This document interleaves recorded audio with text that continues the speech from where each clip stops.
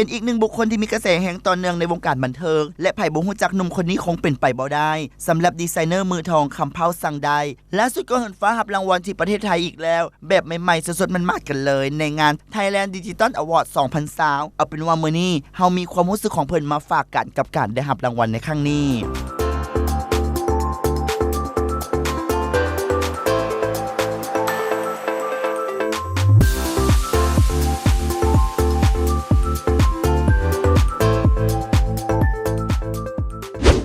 สบายดีสตาร์ทีวีคำเผาบัวพันเดอร์เป็นเจ้าของห้องเสื้อคำเผาสั่งใดเจ้าถามกองไอ้คำเผาสั่งได้รู้สึกว่าระยะหลังๆโอ้ยในวงการบันเทิงนี่เห็นไอ้คำเผาเกือบทุกงานเลยเป็นจังไดกันแน่รู้สึกว่าฮอตเหลือเกินในระยะนี้แท้จริงแล้วต้องขอบใจอานาทุกๆกำลังใจเนาะที่ว่าก็จะมีชื่อเสียงนะทุกคนที่ให้กำลังใจหลายๆเนาะคือการขอบใจที่ประธานงานทุกงานที่ไว้วางใจคำเผาสั่งได้เซิร์นไปร่วมงานทุกๆงานเนาะเจ้าเป็นยังไงรู้สึกว่าตัวเองปัดขึ้นมาบนตอนนี้ก็ถามว่าฮอตบอกก็รู้สึกก็คือยังธรรมดาเนาะเป็นธรรมดาคือเก่านี่นะเนาะยังธรรมดาคือเก่าแมนเพราะหลายๆคนงานแต่บ่มีฮันไอ้คำเผาสั่งได้นี่เป็นแบบบ่ได้เลยอันนี้ก็ต้องขอบใจทุกๆคนเลยทุกๆกำลังใจเลยเจ้าเป็นยังไงเด็กกับการรับรางวัลทางประเทศไทยแบบนี้รู้สึกว่าได้ไปรับมาแล้ว2รางวัลใดโดยแม่แหละรู้สึกคำเผาดีใจหลายเนาะที่แบบทางเพื่อนบ้านเฮาให้โอกาสแล้วก็ให้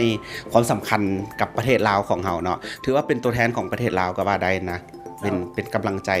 แล้วก็ดีใจหลายๆเลยแหละเป็นเกียรติไอ้คำเผาไปรับรางวัลที่ประเทศไทยกลับมาได้รับในสาขาไหนคำเผารางวัลตัวล่าสุดนี่เนาะคือไปวันที่ตัวเดินพรมแดงที่อลังการนี้เป็นรางวัลนักออกแบบเสื้อผ้าดีเด่นอวอร์ด2020เจ้าคิดมาก่อนหรือบอกว่าเขาจะเลือกเขาบ่เคยคิดเลยจนเขาจะโทรมาก็เลยว่าก็ตกใจแล้วก็จนตกใจพอได้จนค่อนข้างตกใจเลยแหละแบบว่าอุ้ยว่าดีไซเนอร์เราชื่อเสียงทุกคนก็มีหลายอยู่นะแต่ว่าบ่คิดว่าสิเป็นเฮาแต่เขาเจ้าระบุมาว่าเป็นคำเผาสั่งได้จนอึ้งเลยปานได้รับมงแล้วในความตอนนั้นคิดบ่ว่าเขาเจ้าเลือกเฮาย้อนจุดแต่ของเฮาตอนนั้นบ่ทันคิดอย่างเลยเพราะว่าดีใจไว้ก่อนแล้วก็มาอีกประมาณสักพักก็คิดว่าเฮาสิออกน่าจะเป็นการออกแบบของเฮาหลายกว่าเนาะคือแบบเฮาสิออกแบบบ่ซ้ำไผนะน่าจะเป็นประมาณนี้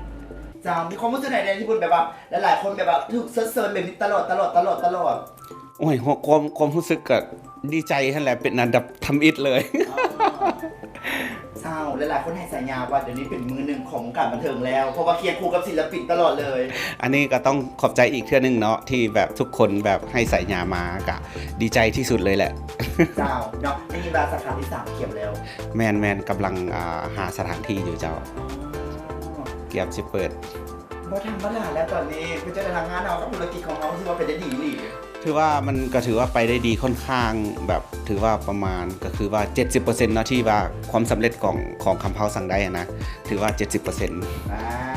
อยากจะฝากอย่างถึงแฟนๆในที่การติดตามไอ้คำเผาในตอนนี้เลยแต่คำเผาสั่งได้เนาะขอขอบใจ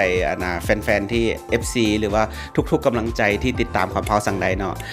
ก็รอลุ้นต่อไปว่าคำเผาสิพยายามแบบเฮ็ดให้ดีที่สุดแล้วก็สิบ่ให้ทุกคนผิดหวังแน่นอนเจ้าขอบใจหลายโดยขอบใจ